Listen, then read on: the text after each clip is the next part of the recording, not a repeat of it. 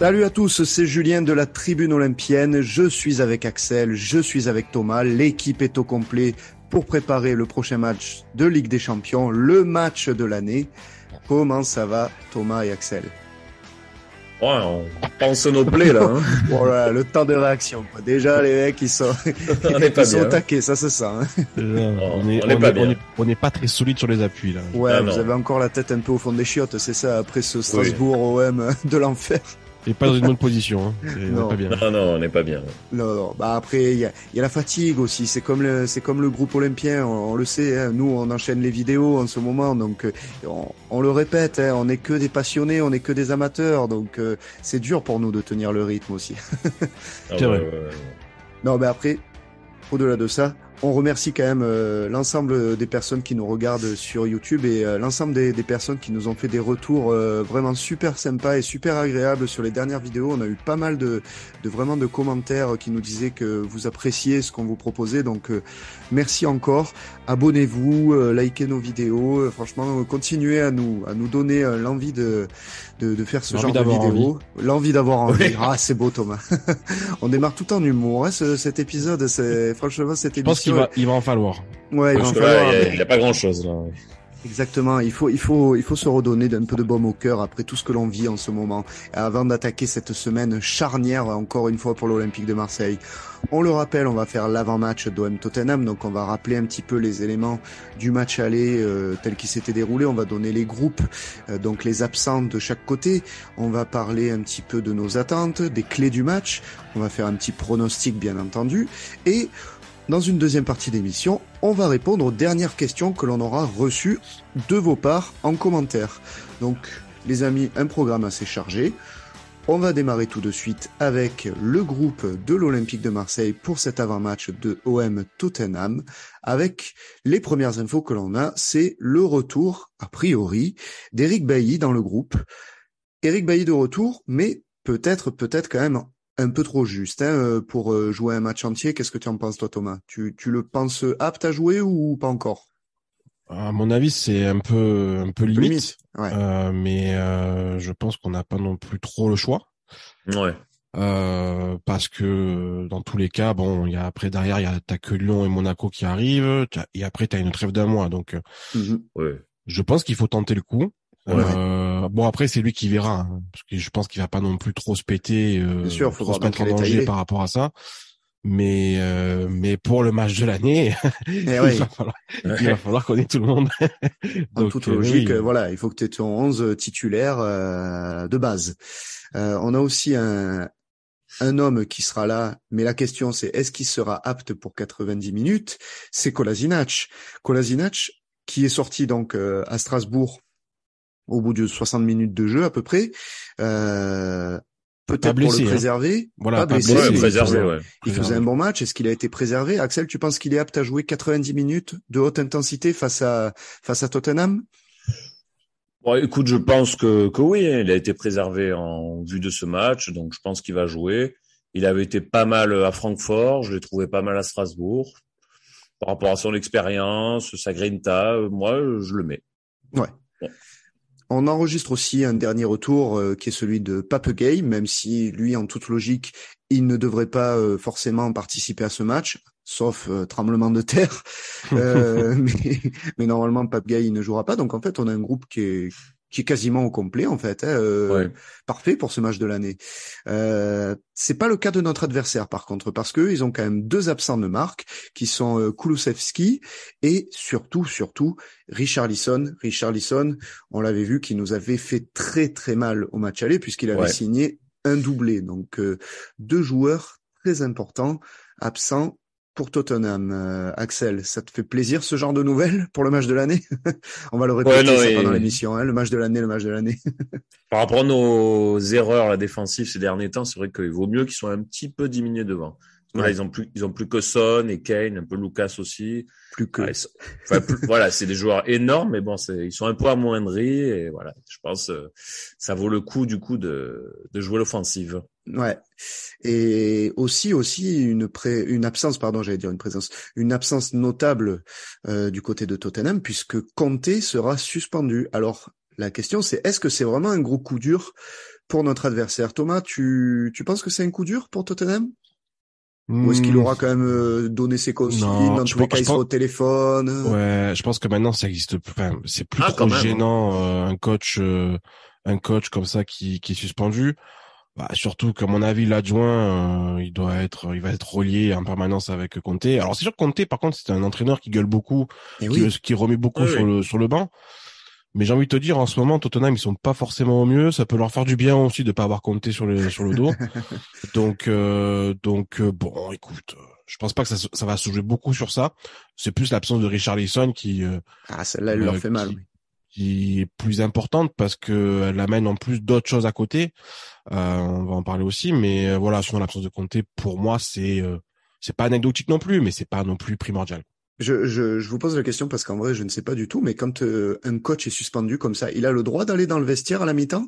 Normalement, je crois pas. Je crois qu'il doit rester en tribune. Non, il reste en tribune. Ça, c'est important quand même, hein, parce que le discours, suivant comment se déroule le match, le discours à la mi-temps, il peut quand même avoir toute son importance pour les troupes, au-delà de la tactique que tu mets en place.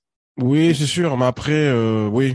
Non, mais c'est sûr, mais après, ce qui peut se passer, c'est que ce qui arrive souvent, c'est que l'adjoint dans une équipe a aussi un rôle très important auprès des joueurs.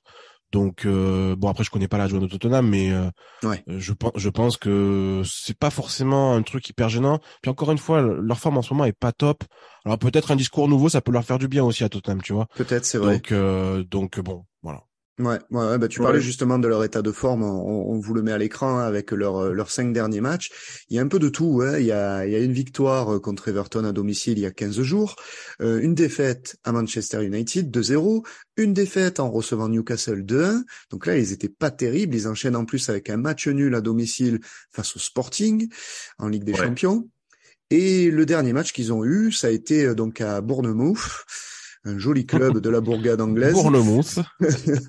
qui menait 2-0, et Tottenham a fait une petite remontada puisqu'ils ont gagné 3-2.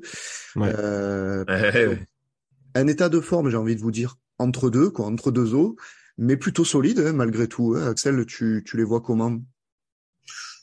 Je les vois prenables défensivement. Je les trouve un peu balourds derrière. Techniquement, quand tu as des joueurs habiles, ils peuvent être en difficulté. Ouais. Défensivement, mais offensivement, je les trouve quand même forts. Hein. Dans le jeu de transition, c'est rapide, c'est précis, ça fait mal. Un milieu de terrain, fait mal au match aller. Milieu de terrain quand même assez conquérant.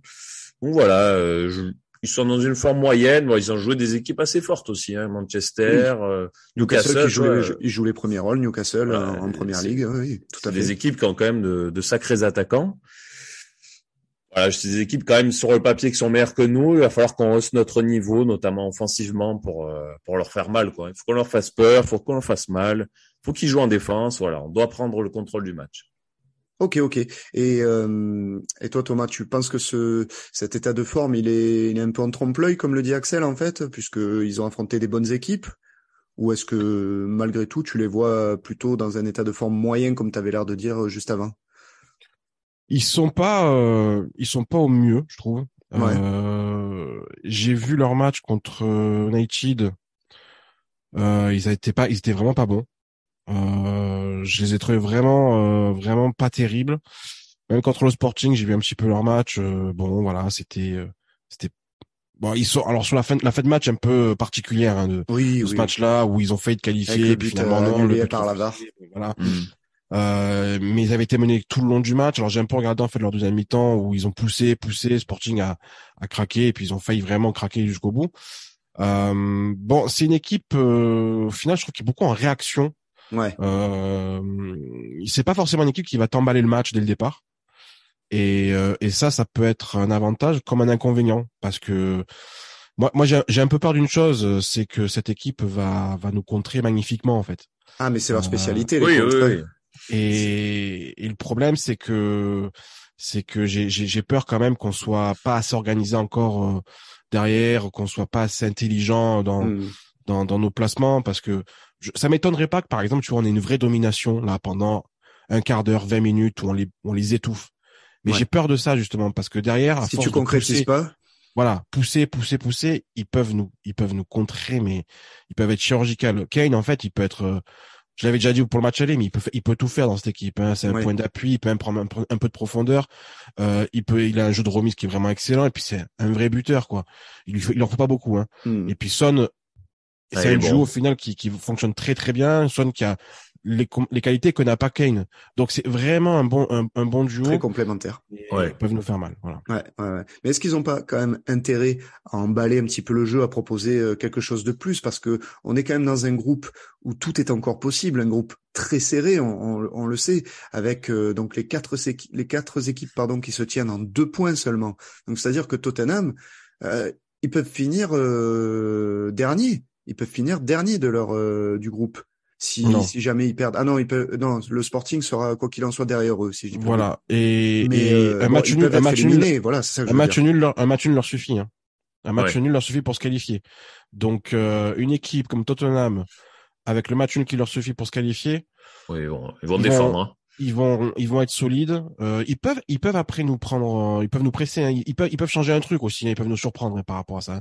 Moi, je les vois quand même plutôt être bien solides défensivement, et puis nous procéder en contre. Ils ont pas l'obligation au coup d'envoi de marquer. Ouais. Donc ça change quand même beaucoup la philosophie du match, et nous par contre, on a une vraie obligation de marquer. On n'a pas le choix. Ouais. Donc ça change quand même le rapport de force. On va devoir faire le jeu. Ouais. On va devoir vraiment proposer quelque chose d'un peu plus concret. C'est pas plus mal, en tout cas. Oui, c'est pas. Il va falloir qu'on y aille, quoi. Tu trouves que c'est pas plus mal? Non, mais on peut pas se cacher, quoi. On va devoir prendre le jeu à notre compte et attaquer, hein. Il va falloir jouer l'offensive, hein. On peut pas être entre deux eaux, à petits bras comme on a été à Francfort. Là, on est obligé d'y aller, hein. Là, c'est sûr que oui, comme on le disait, la fameuse finale qu'on évoquait pendant il y a de très nombreuses semaines maintenant, puisqu'on en parlait déjà au début du tirage au sort, qu'on disait que ce match face à Tottenham risquait d'être la finale du groupe. On l'a, cette finale. Ça y est, hein, on va l'avoir. Ce gros match au Vélodrome face à une grosse équipe d'Europe où on joue notre qualif, on va l'avoir. Après, la question, comme tu disais, tu en parlais de Francfort juste avant, est-ce que Tudor, il a la tête à ce match, on l'a vu, avec tous les changements qu'il a pu faire face à Strasbourg. Tous ces choix, ils ont été faits en préparation de cette rencontre. Mais est-ce que c'était pas un peu trop d'ailleurs? Est-ce qu'on n'a pas négligé les autres rencontres pro par rapport à cette rencontre face à Tottenham, Axel? Je pense un petit peu, notamment le dernier match contre Strasbourg, hein. On aurait pu se remettre un peu à l'endroit en gagnant tranquillement, facilement. Là, mentalement, on aborde le match dans les pires conditions. Tu regardes Tottenham, ils ont gagné, justement, à Bournemouth, en faisant une remontada, 3-2, exactement l'inverse de nous. Tu vois, ils sont regonflés, nous, on est un peu dans le trou, là. Donc, à trop vouloir jouer le physique, enfin, la préservation physique de tes joueurs, tu repars, en fait, avec une charge, pas physique, mais mentale, en fin de compte, de Strasbourg. Et la question, c'est ça, c'est dans quel état mental vont être nos Olympiens. Thomas, tu les vois comment, nos Olympiens, là? Très touchés mentalement? Écoute, je vois 2 choses, en fait. Pour moi, ils peuvent être, c'est sûr, très touchés par le scénario du match de Strasbourg, le fait que ça tourne pas en ce moment. Donc ça, c'est sûr que c'est compliqué. Il faut voir aussi un peu comment ça se passe avec Tudor. Est-ce que vraiment le message passe ou pas auprès des joueurs et inversement? Bon, ça, c'est une chose. Par contre, là où mentalement, je pense que on peut quand même sortir quelque chose de ce match-là, c'est que le fait d'arriver en fait à cette finale, hein, parce que on en parlait depuis le début de la saison, le fait d'avoir cette finale-là, c'est quand même, je trouve, en soi un objectif réussi. C'est-à-dire de dire, on est encore vivant au soir du dernier match. Tu vois ce que je veux dire? C'est vraiment maître de notre destin. Voilà, on gagne, on est qualifié. Moi, j'aurais signé pour ce scénario-là en début de Ligue des Champions, tu vois. Tout à fait. Donc ça peut quand même aussi de leur côté se dire, bon, même si en ce moment ça va pas, même si en ce moment c'est compliqué, ils peuvent aussi mettre un peu le truc de se dire, on n'a pas trop de chance en ce moment, parce que quand tu vois les buts qu'on prend contre Lens ou contre Strasbourg, bon, c'est des tirs contrés, tu vois, je pense que Tudor aura ce discours-là même avec ses joueurs. Ouais. Donc je me dis, et je pense que le groupe, ils ont quand même ce truc-là de la Ligue des Champions, un peu la carotte Ligue des Champions depuis le début de la saison, de se dire, on arrive là où on voulait être, c'est-à-dire une finale à la maison contre Tottenham, Maintenant, voilà, ils peuvent être aussi gonflés à bloc par rapport à ça. Ouais. Je l'espère en tout cas. Après, j'ai pas de certitude, notamment avec certains joueurs, mais je me dis quand même que le gros du groupe, je pense qu'ils sont quand même Oui, ils veulent bien faire. Ouais. bien focus sur ce match-là, en se disant, on est là où on voulait être. Maintenant, c'est à nous de jouer. En tout cas, c'est le message qu'a voulu faire passer Tudor, hein, parce qu'il a pas arrêté de dire c'est le match de l'année. Ça fait plusieurs fois qu'il le répète. D'ailleurs, Axel, t'es d'accord avec ça? C'est le match de l'année pour toi, ce OM Tottenham? En tout cas, jusqu'à présent, bien entendu. Un petit peu quand même, hein. Mine de Ouais. rien, parce que si on imagine, là, on se qualifie, ça serait quand même un exploit pour le club. Hein. Ça Oui, fait bien sûr. 10 ans qu'on n'a pas passé les poules de Ligue des Champions. Ça serait une belle performance, une montée en puissance du club. C'est vrai. Donc franchement, voilà, on passerait. L'objectif de la saison serait déjà réussi. En tout Ouais. cas, en termes d'Europe.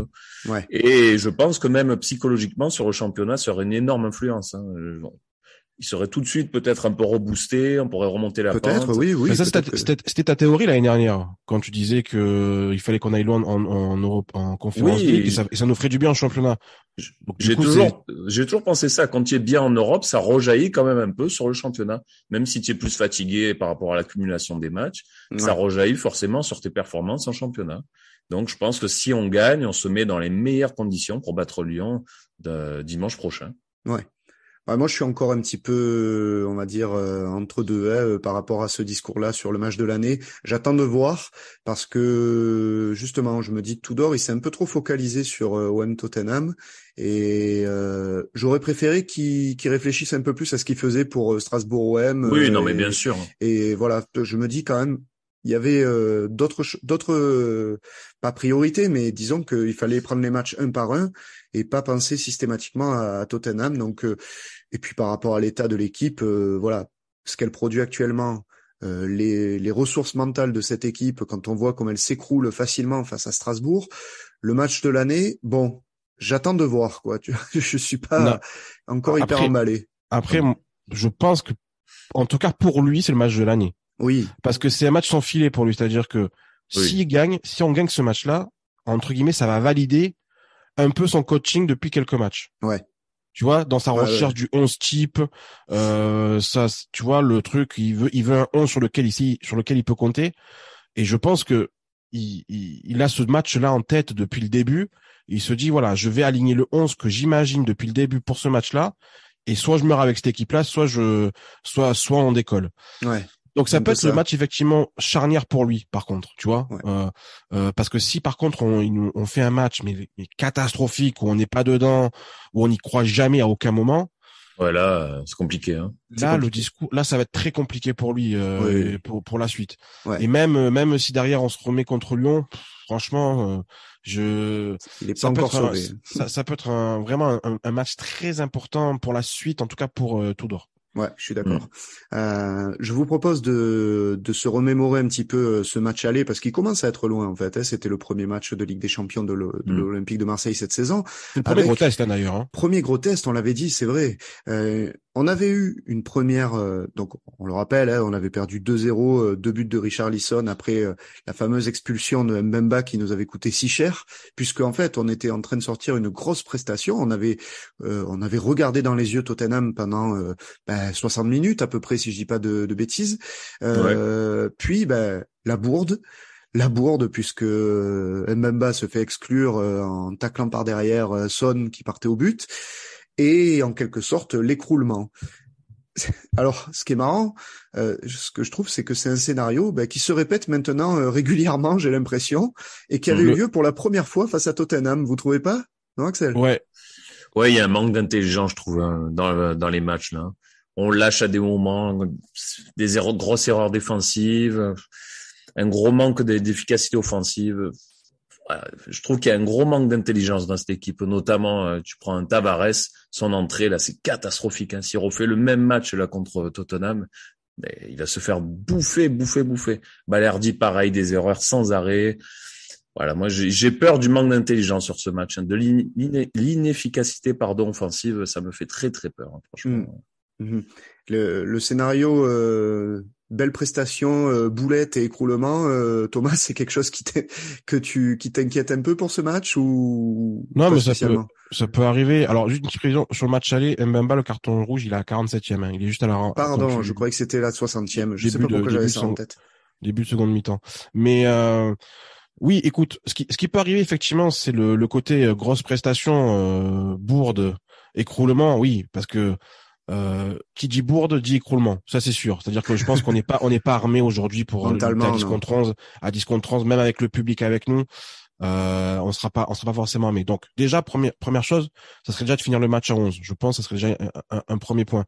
Et puis après oui, et puis après le côté grosse prestation, c'est sûr qu'au match là je trouve qu'on avait fait une vraie grosse première mi-temps. Ouais. J'essaie de me rappeler un peu une première mi-temps de cette intensité défensive et même très, dans les très duels. belle. J'ai pas souvenir qu'on ait fait une aussi bonne première mi-temps. Tu vois, solide. Ou mi-temps tout court d'ailleurs, hein, depuis le début de la saison.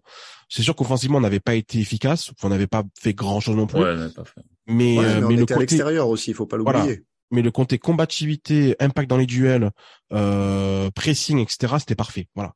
Donc c'est sûr qu'il faudra essayer de remettre ça en place pour le match retour. Ouais. Au match aller, alors c'est vrai qu'on avait eu Richarlison qui nous avait marqué les esprits, tout simplement avec ses 2 buts. Au final, Harry Kane, il avait été plutôt muselé, plutôt tenu par notre défense. Est-ce que, en fin de compte, Hugminson, c'est pas le danger principal de Tottenham? Parce que dans leur équipe, on peut citer Emerson, on peut citer Højbjerg, ils ont quand même de gros éléments pour nous faire mal, mais est-ce qu'en fin de compte, Hugminson, ça serait pas lui le danger, avec sa vitesse, sa capacité à prendre le pas sur nos défenseurs, parce qu'on fait du 1 contre 1 en marquage défensif, et voilà, à nous prendre comme ça dans le dos de la défense, est-ce que c'est pas lui qui peut nous faire le plus mal, Thomas? Oui, parce que c'est oui, voilà, oui, parce que déjà c'est lui qui a fait expulser même au match aller. Oui, voilà. Donc déjà il nous avait fait très mal. Il a des qualités que n'ont pas ses coéquipiers, mais il a surtout des qualités qui peuvent nous faire mal, c'est-à-dire de la rapidité et surtout je trouve une intelligence dans les mouvements qui est au-dessus de la moyenne. Il sait toujours bien se positionner. Il est très très fort par rapport à ça. Donc c'est sûr que face à notre défense un poil naïve, on va dire ça comme ça, ça peut être compliqué. Moi, la seule chose après qui peut me rassurer, c'est que logiquement, il va se retrouver face à du coup Bailly et Kolasinac, qui sont 2 défenseurs qui le connaissent quand même, hein, parce que ancienne première ligue, ils le connaissent bien. Je pense que Kolasinac, Nilsson, il en a pas forcément peur. En tout cas, dans sa tête, il se dit pas, il va me bouffer. Donc on part avec des défenseurs vaillants, on va dire, tu vois, conquérants. Bon, c'est peut-être le seul élément qui peut être rassurant face à lui parce qu'après, pour le reste, il est très, très fort. Et s'il fait un gros match, ça sera très compliqué. Voilà. Ça sera très, très compliqué. Ouais, c'est vrai. On vous passe à l'écran maintenant le 11 de l'Olympique de Marseille au match aller. Donc, on avait cette défense Mbemba, Bailly. Alors, on avait Gigot. Là, ça sera plutôt ce qu'on a l'air de comprendre, Kolasinac.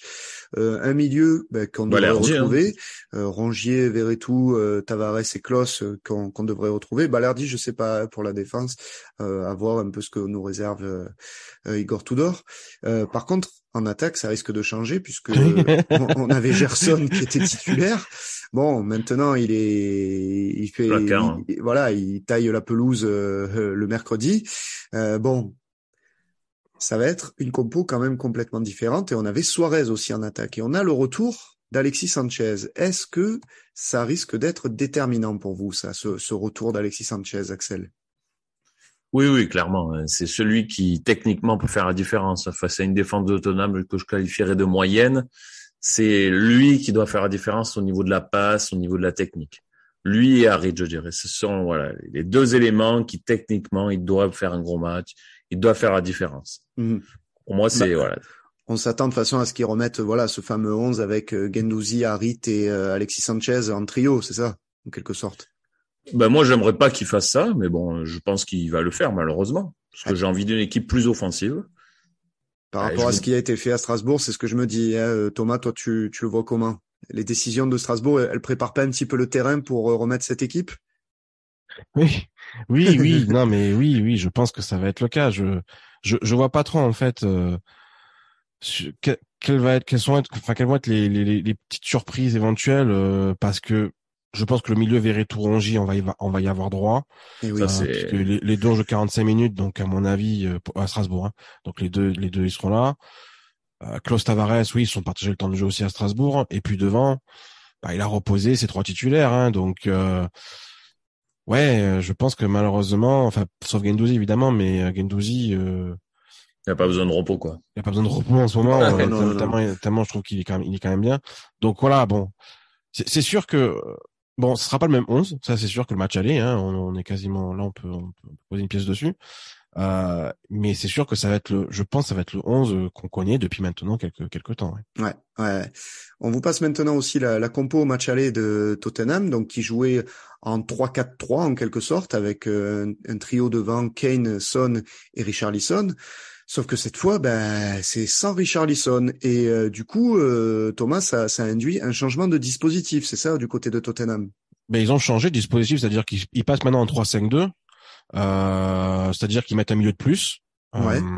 et ils laissent Kane et Son devant parce que Kulusevski aussi est blessé. Donc ils ont pas non plus un choix mirobolant devant.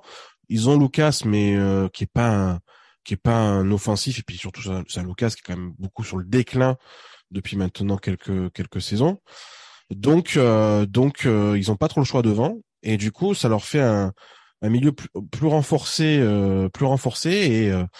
et je sais pas si c'est une bonne nouvelle pour un match où ils vont, je pense, essayer de bien contrôler la situation.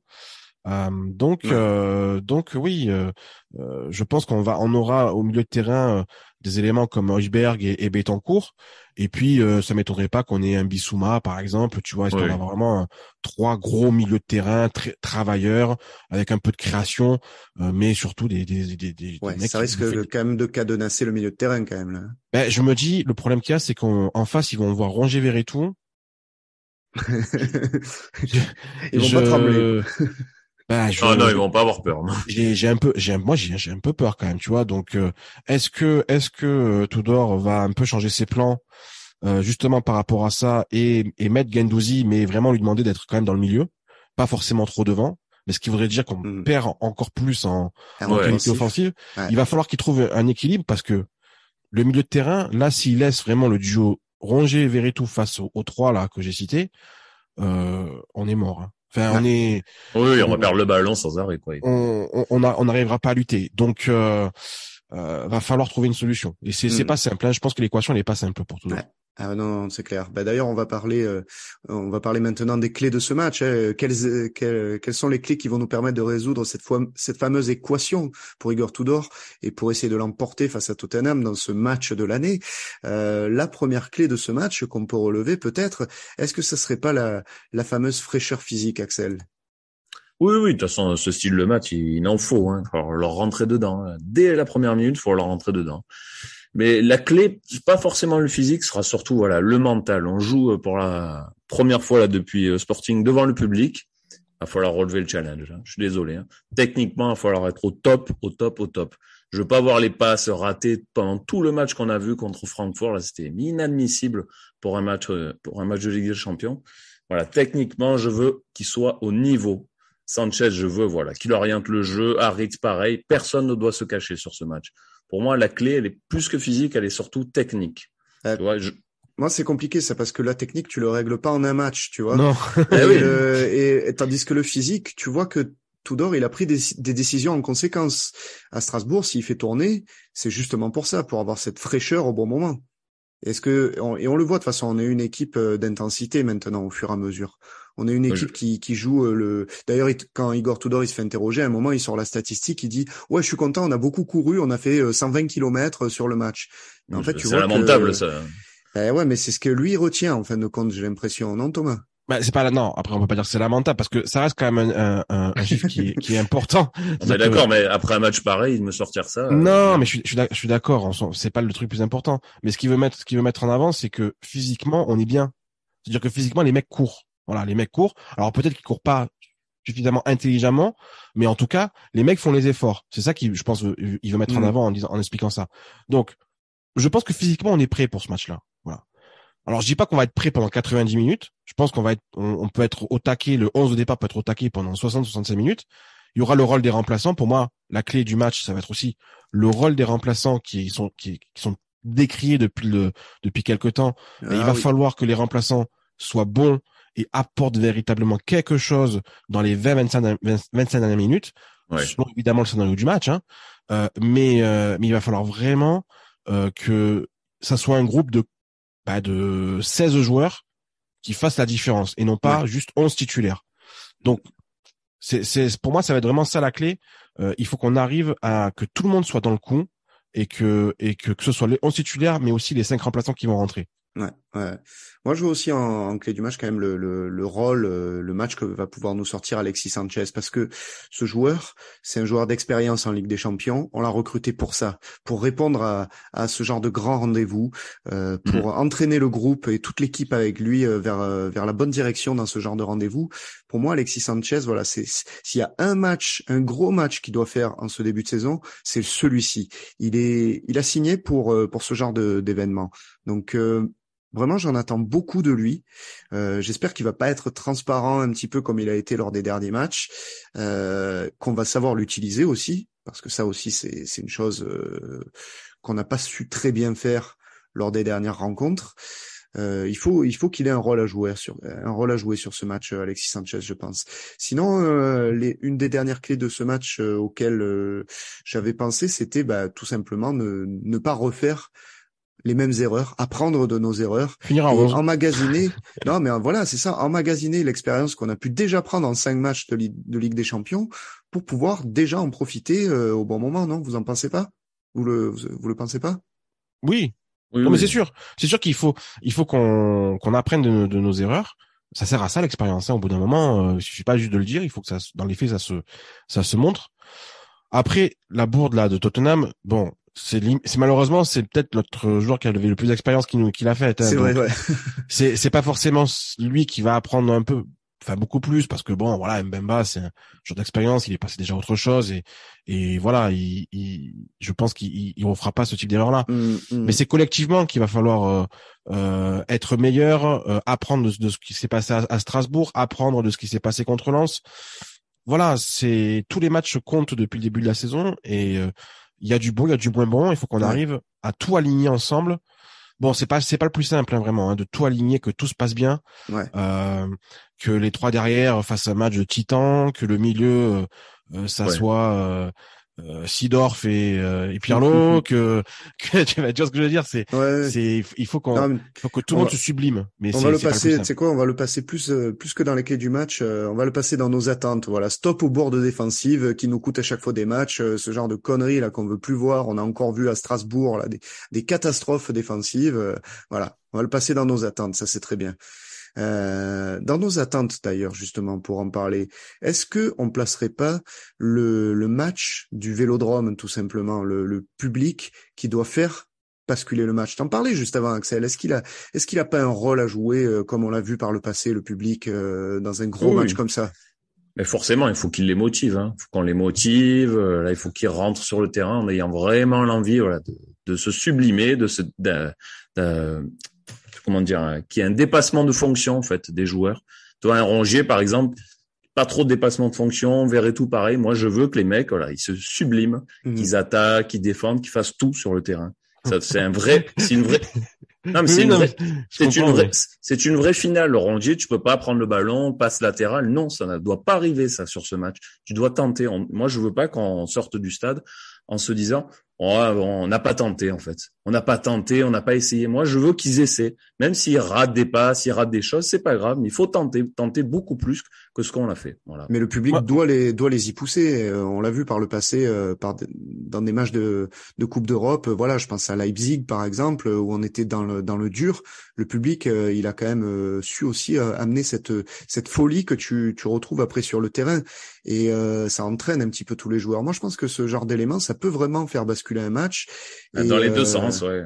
Dans les deux Oui, sens. c'est dans les deux sens. Mais après, je pense, tu vois, notamment à un match comme Newcastle, où l'ambiance était volcanique et que ça avait même débuté dès l'échauffement des mecs. Ouais. En fait, il faut que dès l'échauffement des gars, le stade soit rempli. Alors, il sera pas totalement rempli parce que le virage nord et il y a une partie qui est à huis clos, si j'ai pas de bêtises. Tout le virage nord, tout le virage. C'est tout le virage nord, pardon, voilà, c'est tout le virage nord. Donc déjà c'est beaucoup plus compliqué. Et puis dans quel état d'esprit aussi après ce qu'on vient d'enchaîner.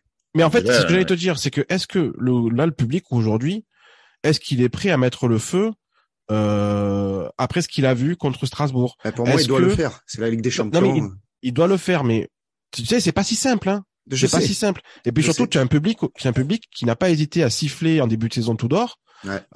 Donc il y a un certain quand même ressenti face à cet entraîneur qui est pas top. J'ai l'impression que ça n'a jamais trop disparu, ça, malgré les bons résultats de début de saison. J'ai l'impression que les mecs, il aime pas depuis le début. Donc, est-ce que ça va rentrer en compte ou pas?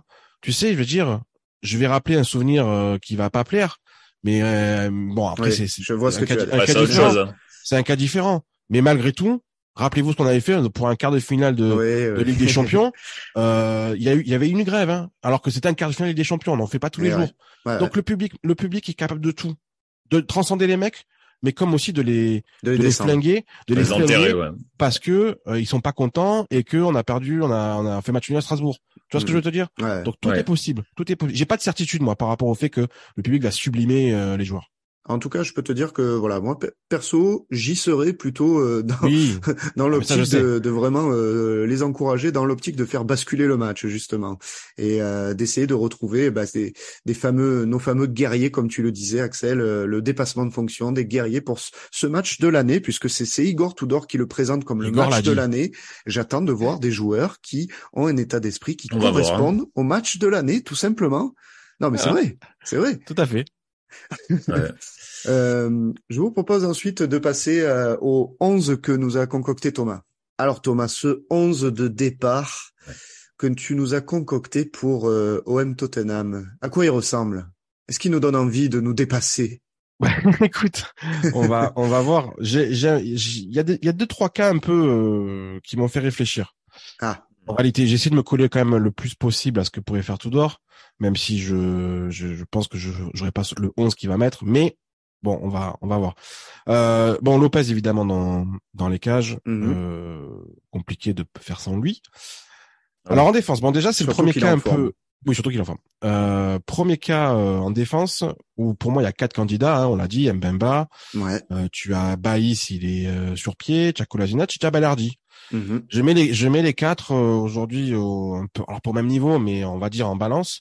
Pour moi, Gigot ne fait pas partie, par exemple, des candidats potentiels pour jouer ce match. Je trouve, hein, que son niveau. Il est en dessous, il est en dessous. Voilà, fait pas qu'il peut jouer un match comme ça. Je suis d'accord. Je vais te dire que je vais partir sur la défense, on va dire type à mes yeux, c'est-à-dire Mbemba, Bailly et Kolasinac. Même si Balerdi, je trouve, ne démérite pas plus que ça, même si bon, il a pas fait un match génial contre Strasbourg, mais c'est celui qui joue le plus depuis le début de la saison. Il est quand même titulaire quasiment à tous les matchs, au final, hein, quand on se rend compte un petit peu entre les blessures, etc. Mais sur ce match-là, j'aimerais quand même avoir mes 3 défenseurs qui sont sur le papier les plus forts, quoi. Voilà. Et puis surtout, Balerdi, je le préfère dans l'axe, et comme Bailly sera dans l'axe, voilà. Pour moi, il y a pas trop en fait final de débat, mais je serais pas étonné si Balerdi soit titulaire en réalité. Tu vois. Je pense qu'il peut réfléchir. Il peut réfléchir. Bon, les pistons, c'est là où je vais pas faire comme Tudor, clairement. C'est-à-dire que moi, Tavares, je ne veux pas le voir sur ce match-là. Ouh là là, on sent que vraiment là tu en le as ressenti.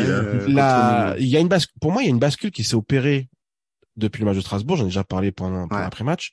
Il mérite pas, après le match indigne qu'il nous a fait à Strasbourg, il mérite pas de mettre les pieds sur le terrain contre Tottenham. Alors, c'est vrai. On va me dire, la question, c'est de la solution que tu apportes. Voilà, là, on va me dire, moi, la solution que j'apporte, elle est concrète, hein, c'est Klose à gauche et Caboret à droite. Voilà. J'ai que ça. Tu repars sur les mêmes éléments que face à Strasbourg la première mi-temps. Voilà. Alors Caboret, c'est sûr que ça va être très compliqué pour lui parce que c'est un jeune joueur qui a pas d'expérience Ligue des Champions, qui a très très peu de matchs avec nous et je suis le premier à dire qu'il m'a rien montré, qu'il a même pas le niveau podium Ligue 1. mais j'en fais une histoire de principe en fait là, tu vois. Genre au-delà même du niveau, j'en fais une histoire de principe. De toute façon, Tavares, il va rien faire de plus. Je sais ce qu'il va faire. Alors, il va peut-être se dire, ouais, c'est un club de première ligue en face, je rêve de première ligue, je vais m'imposer à Arsenal. Donc, il va peut-être un peu sortir les doigts du cul. Peut-être. Mais encore. Au match aller, il l'avait pas fait, hein. J'ai aucune certitude.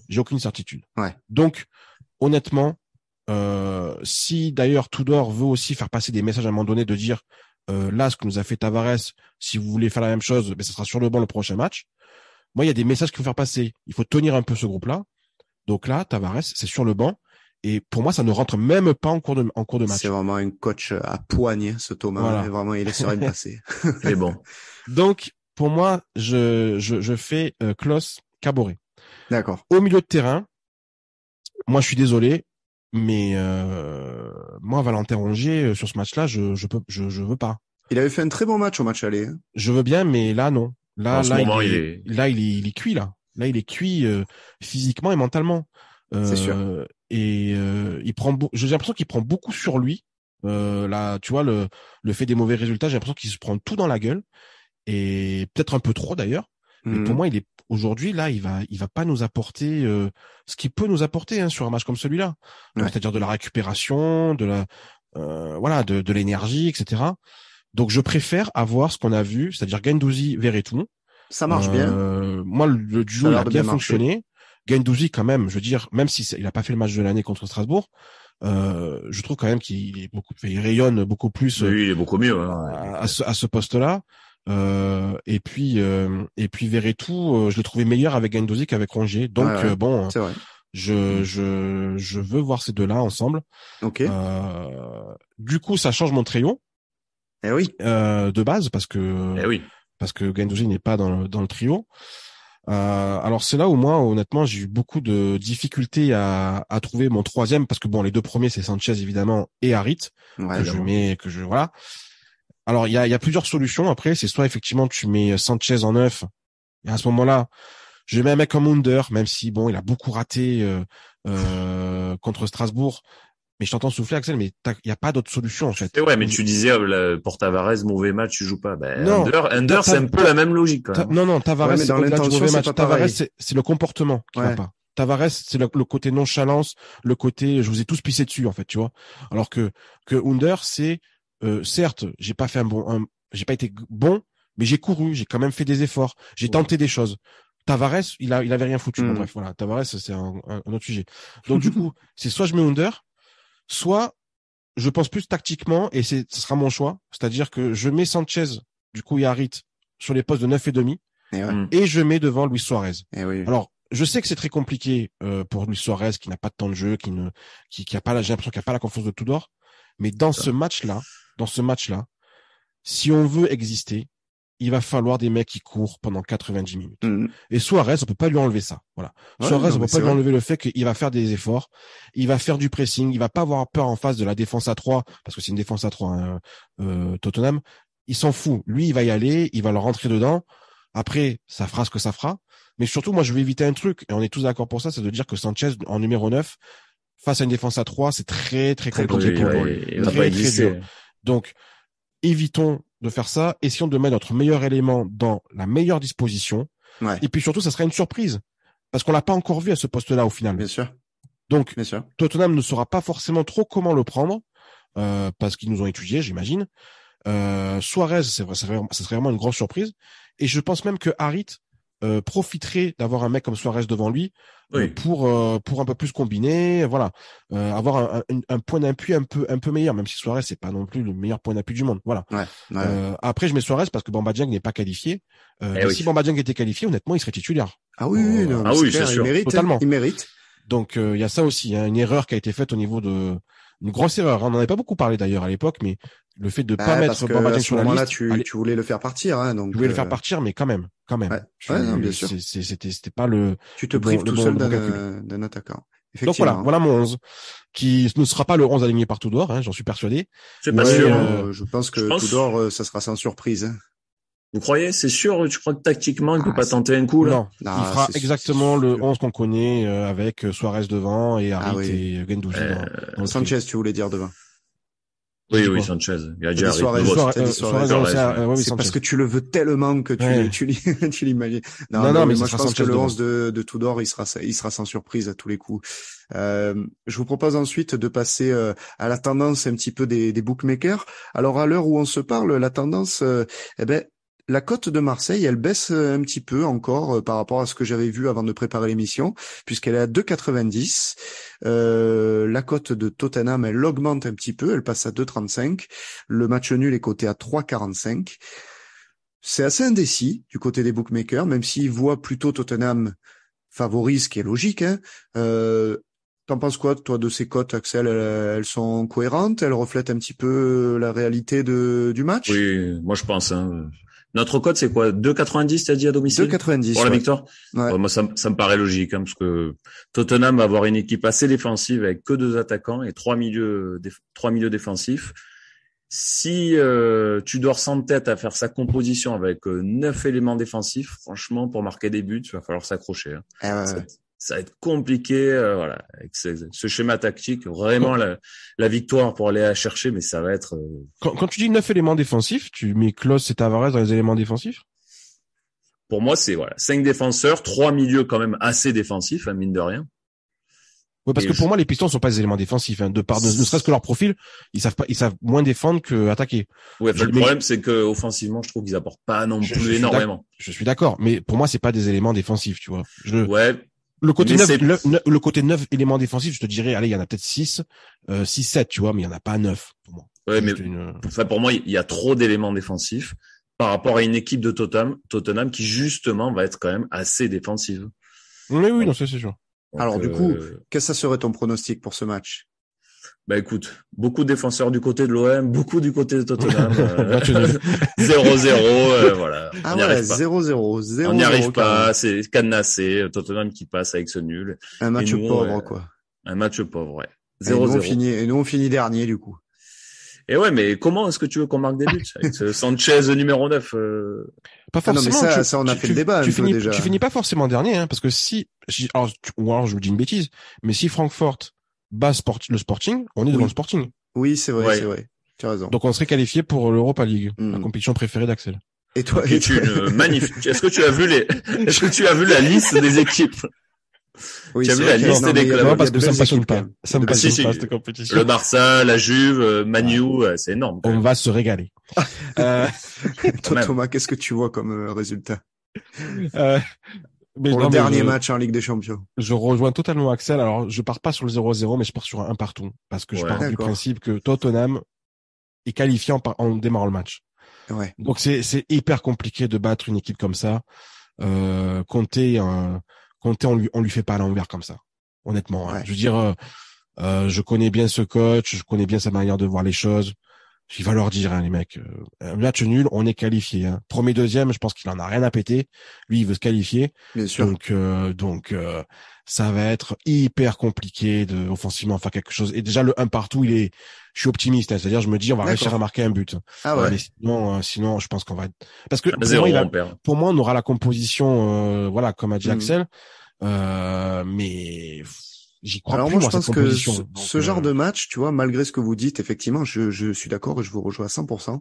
Ce genre de match, il peut y avoir la petite folie qui fait que il va s'emballer ce match alors que c'était pas prévu. Il peut y avoir le petit grain de folie.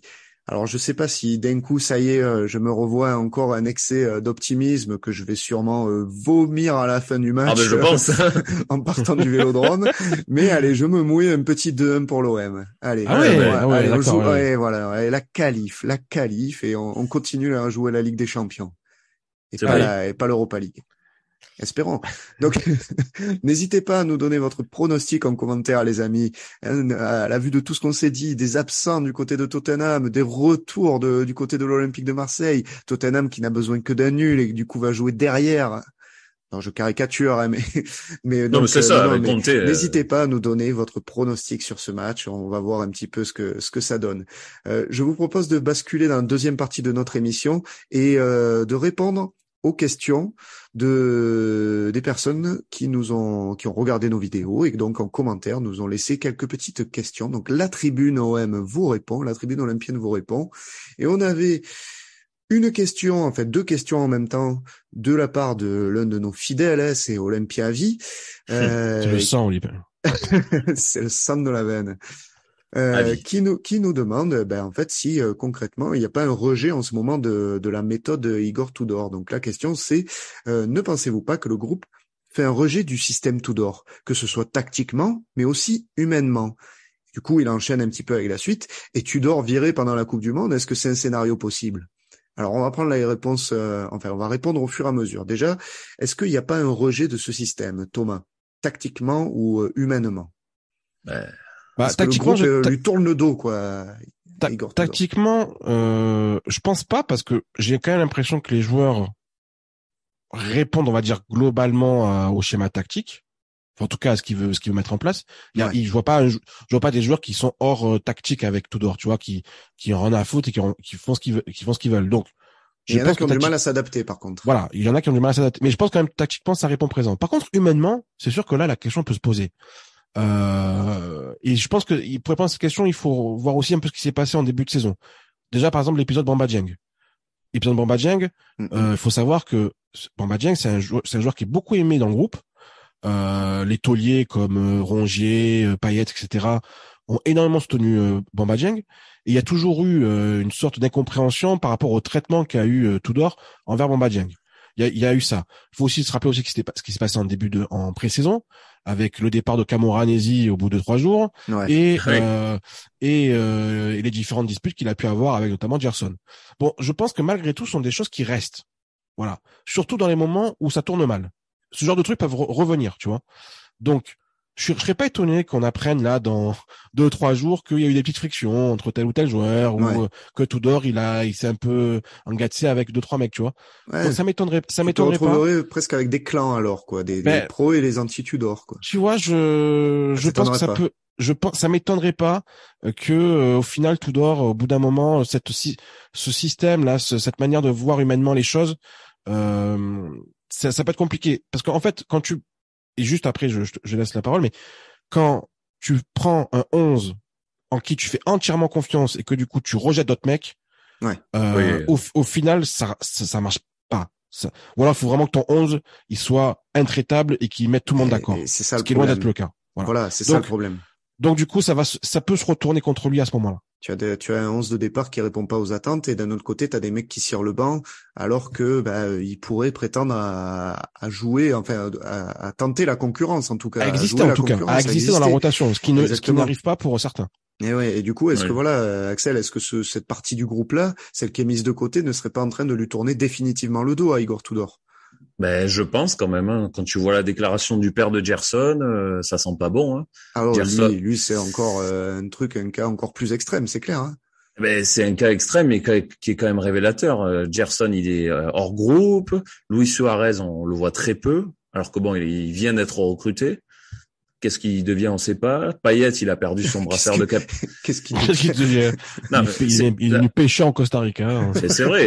Il a été recruté il y a 2 mois. On le voit plus déjà. Payet qui a perdu son brassard de capitaine au profit de Rongier. En défense, Touré, il joue jamais. Enfin, tu vois, voilà, il y a des mecs qui sont un peu hors groupe et forcément.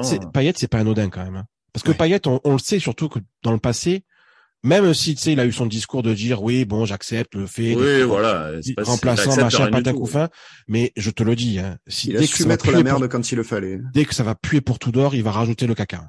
Il va mettre sa dose, hein. Donc, lui, se le mettre à dos, c'est pas se faire un cadeau, hein. Mais justement, donc tu disais dès que ça va puer pour Tudor, et c'est la deuxième partie de la question de notre ami Olympien Avis, limogé avant la fin de l'année. Est-ce que c'est possible? Tu y crois toi, Axel, à ce que Igor Tudor soit limogé avant la fin de l'année? Il y croit, il veut. C'est-à-dire après le match de Strasbourg, après le match de Strasbourg, j'ai dit bon allez, Tudor termine. Tu m'as gavé, tu t'en vas, j'en peux plus. Mais je pense honnêtement, s'il y a des mauvais résultats là encore sur les 3 matchs, il s'en va, terminé. Sur la trêve hivernale là pendant la Coupe du Monde, il s'en va. Et je pense que ça serait une bonne chose parce que tu prends un entraîneur, il aurait un petit mois là pour travailler, tu peux repartir, tu peux sauver la saison, c'est faisable. Ça s'est déjà vu dans des tas de clubs quoi. Il y a un choc psychologique, tu peux repartir. Peut-être.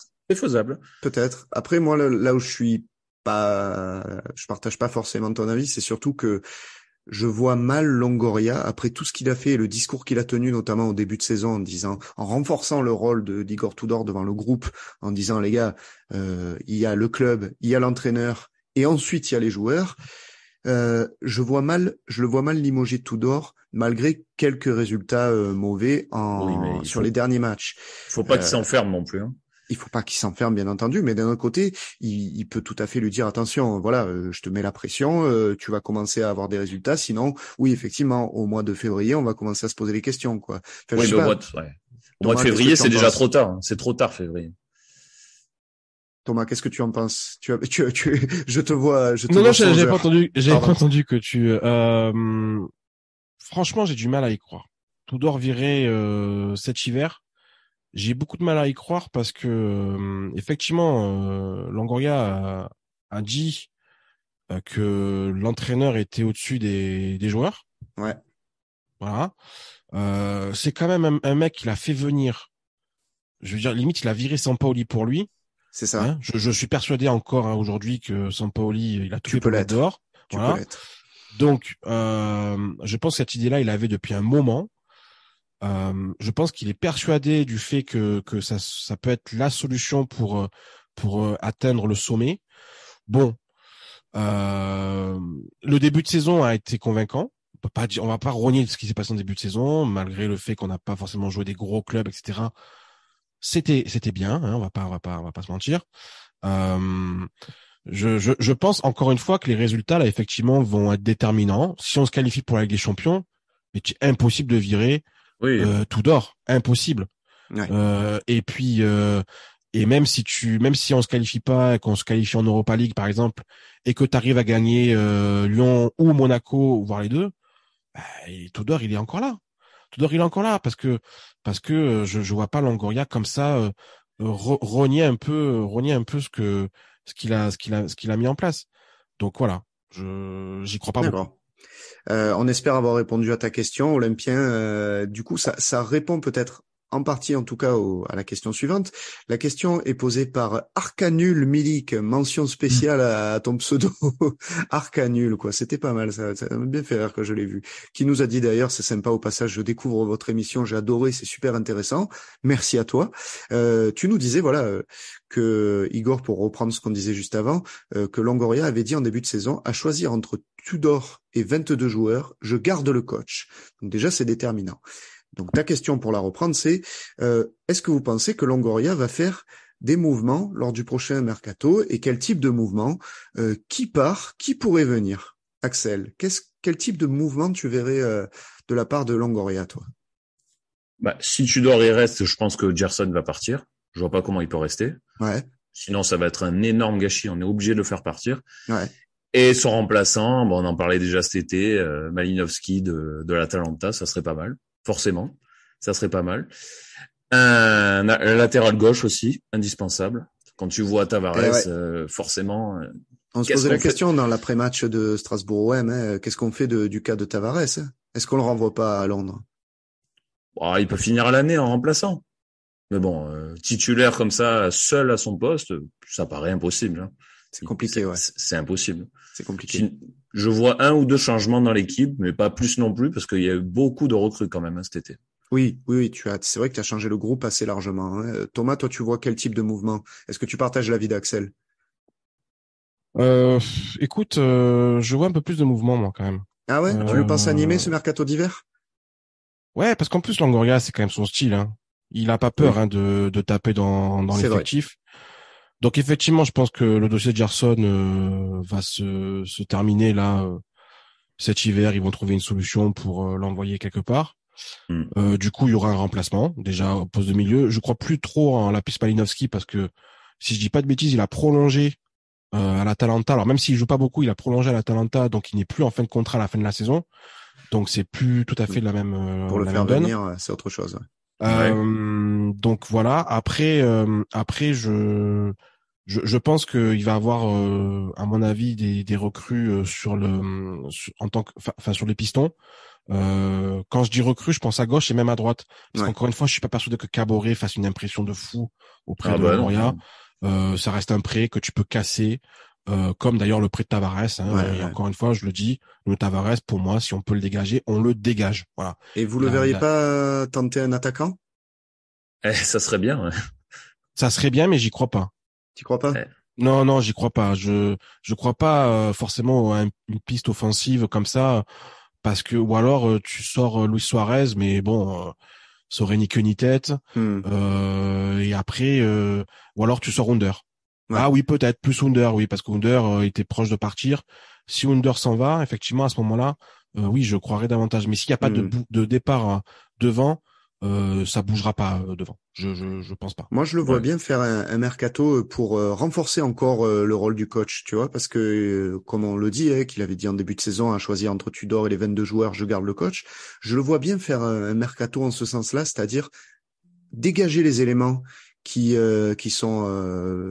répondent pas tout simplement à Igor Tudor, à ce que veut Igor Tudor, et renforcer l'OM avec des éléments qui correspondent à son style de jeu et à ce qu'il a envie, pour lui donner toutes les armes pour pouvoir faire ce qu'il veut. Quand je dis dégager les éléments, ça peut parler, on peut parler bien évidemment de Gerson, mais je vais peut-être vous surprendre, mais je pense aussi à Payet, en fin de compte, parce que j'ai vu d'ailleurs passer une info l'autre jour, alors je sais plus sur quel site, il faudrait que je la retrouve.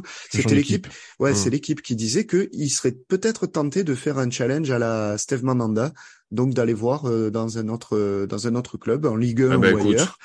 Et je me dis, en fin de compte, pourquoi pas, tu vois, ce genre de départ, ça peut arriver, ce départ surprise, ça peut arriver, et ça viendrait renforcer la posture du coach. Et ça m'étonnerait pas que ce soit ce que recherche à faire Longoria lors du mercato à venir. S'il fait ça, Longoria, c'est costaud, parce que en ce moment, ça souffle. Couillu, ça souffle quand même pas dans le sens de Tudor. Non, mais et faut voir. Honnêtement, faut voir s'il a encore une confiance totale en Tudor. Ouais. Je pense quand même que ça l'a un peu dérangé les compositions d'équipe. Je pense que par exemple, Longoria, à mon avis, dans sa tête, il se dit putain, mais tu m'as mis Gerson à la cave, mon actif peut-être le plus important de l'effectif. Ah oui.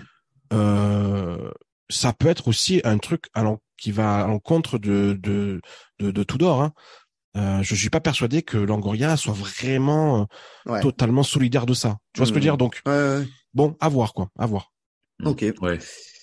Bon, écoutez les amis, on espère avoir répondu à vos questions. N'hésitez pas d'ailleurs, si vous avez d'autres questions à nous poser, tous ceux qui regardent cette vidéo, vous pouvez nous envoyer vos questions en commentaire. On essaiera d'y répondre lors des prochaines émissions et lors de l'après-match de ce OM Tottenham, pour lequel on se donne rendez-vous très vite sur notre chaîne YouTube.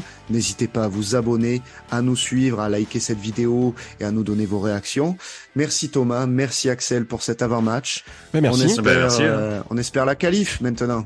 Oui, on y croit, on est 3-0. C'est un peu le rire jaune, quand même. Oui, on y croit à fond. Nous taquet, on va le faire. Ouais, voilà. Thomas, tu poses un petit billet, c'est ça, sur la victoire olympienne? J'étais en train de poser, là. Sur le match nul. Et voilà. Voilà. Bon, merci les amis. Allez, à très vite pour l'après-match. Ciao. Ciao.